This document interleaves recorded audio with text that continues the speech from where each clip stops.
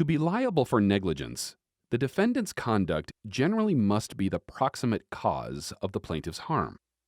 In addition, in states that apply the substantial factor test to proximate causation, a defendant's conduct will be the proximate cause if it's a substantial factor in bringing about the harm.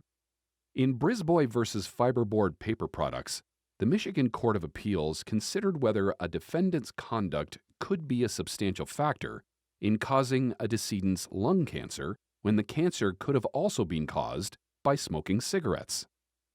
From 1951 to 1977, Charles Rand worked as an asbestos insulator for 9 employers, including Fibreboard Paper Products Corporation. While at work, Rand didn't use protective breathing equipment and consistently breathed in asbestos fibers. In 1979, Rand died from lung cancer. At the time of his death, Rand was a heavy cigarette smoker and had smoked roughly 2 packs a day for 30 years. Subsequently, Daniel Brisboy, as representative of Rand's estate, brought a wrongful death action against Rand's 9 employers in state circuit court based on negligence.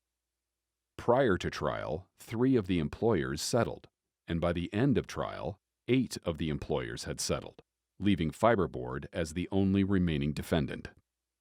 At trial, one of Rand's co-workers at Fibreboard testified that Rand had worked as an insulator for the company for 6 to 9 months, and that during this time, Rand breathed in asbestos dust. In fact, the co-worker testified that there was no way for him to avoid breathing in the dust. Also, evidence was presented of Rand's cigarette smoking, and the autopsy doctor testified that cigarette smoking could have been the sole cause of Rand's lung cancer. However, a medical expert for Rand's estate testified that Rand's type of lung cancer was more related to asbestos than cigarette smoking. Consequently, the exact cause of Rand's lung cancer was inconclusive. Following trial, Fibreboard moved for a directed verdict, which the court denied. The case was then submitted to a jury, which found that Rand's history of smoking was evidence of his own negligence, and this negligence was 55% of the cause of his death.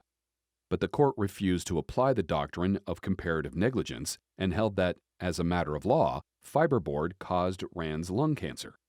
Fibreboard appealed to the Michigan Court of Appeals.